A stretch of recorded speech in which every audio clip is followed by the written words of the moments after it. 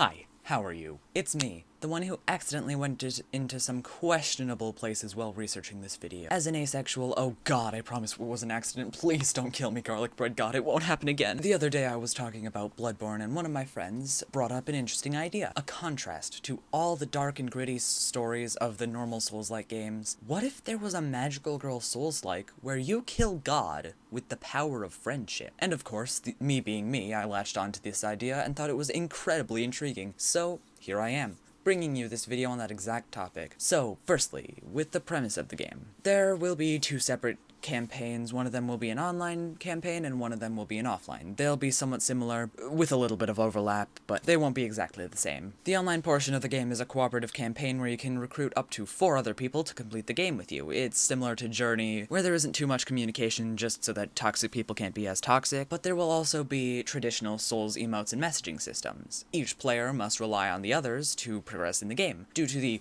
crushing difficulty and somewhat confusing world design, because we will be leaning hard into the Souls-like atmosphere. It's gonna have the vibe of a Magical Girl anime, but it's going to be as difficult as Sekiro, or Bloodborne, or Dark Souls 3, or Dark Souls 1, whatever, Demon Souls, I don't know what you want from me. You may expect it to be on the easier side just because it's a Magical Girl thing. No, it's gonna be the hardest Soulsborne ever, because I think it's funny. The world, level, and game design is similar to Bloodborne, with a sort of urban gothic fantasy style, very contrasting of the brightness and color of our main characters. It would be similar to modern-day Tokyo as it's portrayed in anime. And the offline is a more traditional single-player Souls-like game. So, next, we'll go into character creation. You can freely customize your character just as normal, but instead of choosing a class, you get to choose a different vibrant color. You can choose between pink, a balanced quality build, blue, a defense-based build with high vitality and stamina, as well as higher armor, red, a more aggressive strength build, green, a dexterity build with high stamina, and purple, with a build more focused around range and magic. After going through the character creation process, your main character awakes from a dream where she is an all-powerful warrior, you know, like She-Ra. She wakes up and goes to school like normal, but there's a dark, spooky guy where a normal student should be. And, long story short, she kills God and travels through space and time. Like you do. Essentially, there's a spooky darkness creeping in on the world, and being the magical girls they are, they have to figure out how to do it and beat it with the power of friendship. And of course, there's going to be time travel shenanigans, just as there always is. As for game mechanics, it's going to be a hyper-aggressive game similar to Bloodborne, and it would have less build variety like Sekiro. Each different color has a different role to play in the team compositions, similar to the online modes of Ghost of Tsushima. Red is the most aggressive frontline fighter, able to take on many enemies at once with large hitboxes good for crowd control, similar to the Chaos Blades from God of War Ragnarok, the Threaded Cane whip form from Bloodborne, or the Blades of Mercy in Bloodborne. Pink is the all-rounder style character, mixing together the ranged magic gameplay and the melee fighting style, and using them in tandem. Blue is the tank of the group, heading up the front, and playing a support style character, not having too much in terms of total damage output, but being able to heal and provide buffs to each of the other players, and debuffs to the enemies. Green is also able to buff and heal herself and others, but has much more damage output than Blue due to her higher stamina. And finally, Purple has the highest focus on ranged magic and attacks, playing somewhat similar to the Assassin or Hunter in Ghost of Tsushima. In order to play the most effectively, you need to have a lot of coordination and balance between the team. Or if you're playing alone, you'll need to be able to master each and every character to their fullest to be able to get through the game.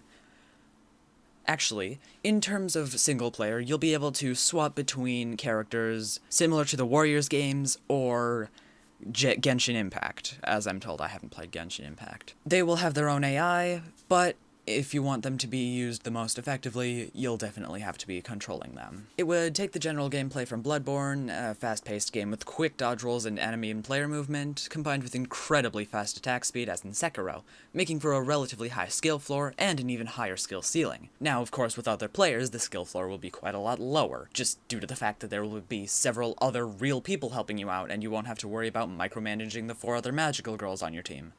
Additionally, there will be normal healing items, like in most Souls-like games. Call it a magic puff or like a perfume or something. The name doesn't really matter, but for the few minutes after you get hit, attacking an enemy will regenerate that health, just like in Bloodborne. As for weapons, each magical girl will have their own color-coded signature few weapons, only maybe 3 or 4 per person, that can be freely chosen between and upgraded. Red has small-range knives, pink has a sword decorated with hearts, blue has a shield and an axe, purple has a magic wand that boosts the power of her magic, and green has a long-ranged spear. They each also have one sidearm, each their own different color-coded guns, with differing applications outside of simple damage. For example, red has a handgun that performs a parry similar to Bloodborne, while purple has an incredibly long-range sniper rifle that does more damage in stealth and from far away. Blue can have a rocket launcher that does splash damage to anyone in front of the blast. Pink has a bow that shoots heart-tipped arrows with higher damage but longer startup. And green has a machine gun with less accuracy but much higher potential damage. For world design, the starting area is a simple high school, and as you progress through the city, fighting the mysterious dark evil, you recruit more people throughout the first few areas, and by the end, you're fighting an eldritch horror in a mostly destroyed Tokyo, like Sonic Adventure.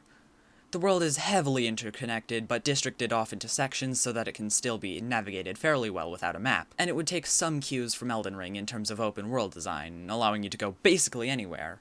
But the world will change throughout your journey as the darkness invades and the city gets gradually more destroyed. The enemies are mostly corrupted humans and evil henchmen of the bad guys, and the bosses are the big henchmen, similar to the buffoons from Glitter Force and transformed similarly to how Girahim animates Koloktos in Skyward Sword.